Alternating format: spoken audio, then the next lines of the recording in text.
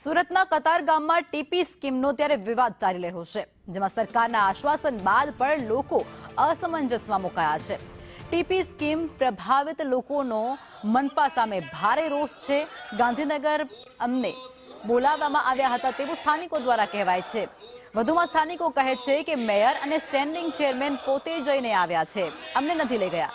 મૂળ ફરિયાદીને સાથે લઈ જ નથી ગયા। છેલ્લા ઘણા વર્ષોથી આશ્વાસન જ અમે સાંભળ્યું છે, અમલીકરણ નથી કરવામાં આવતું તે એક મોટો સવાલ છે અને આ સવાલોને લઈને સ્થાનિકો અત્યારે ભારે આક્રોશમાં જોવા મળી રહ્યા છે।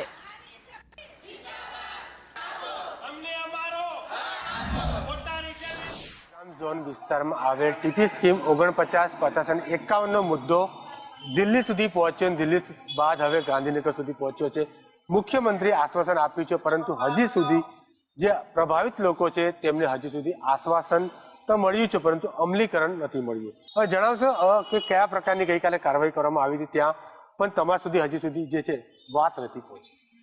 અમે ગત 3 તારીખે કતાર ગામની જનતા એટલે કે 1 લાખ લોકોને અસર કરતો આ ટીપીનો વિવાદિત પ્રશ્ન છે, તો તેને હલ કરવા માટે ને તેનું રજૂઆત કરવા માટે અમે 3 તારીખે સામૂહિક આવેદનપત્ર કાર્યક્રમનું આયોજન કરવામાં આવ્યું હતું। સાથે પણ એટલે 6 મહિના પહેલા પણ અમે એક રજૂઆત કરી હતી, આવેદનપત્ર આપવામાં આવ્યું હતું સામૂહિક રીતે, તો ત્યારે પણ અમને આશ્વાસન મળ્યું હતું।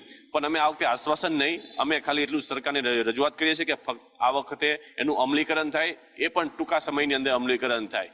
અમે જ્યારે અમારી મિલકત લીધી હતી ત્યારે કોઈ રિઝર્વેશન નહોતું, તો આ રિઝર્વેશન આવ્યું ક્યાંથી? સરકારને નમ્ર વિનંતી છે, આ રિઝર્વેશન હટાવો ને અમારી મદદ કરો। અમારે ઘરે નાના નાના છોકરાઓ છે, અમે આટલો બધો ટાઈમ નથી સરકારની જેમ આ બધું કાર્ય અમારે નથી કરવાનું, અમારા જે સ્થાનિક નેતાઓ છે ને એમને આ કાર્ય કરવાનું છે। અમારા જે કોર્પોરેટર શ્રી છે, મેયર શ્રી છે, ધારાસભ્ય છે, એ મહેરબાની કરીને સીએમ સાથે મિટિંગ કરો। હવે આશ્વાસન નહીં, અમને અમારો જે હક છે ને આપી દો। સમગ્ર મામલે તેમનું એમ પણ કહેવું છે કે સરકારે ભલે આશ્વાસન આપ્યું છે, પરંતુ અમલીકરણ ક્યારે તે તેમના દ્વારા પ્રશ્નો ઉઠાવવામાં આવી રહ્યા છે। કેમેરામેન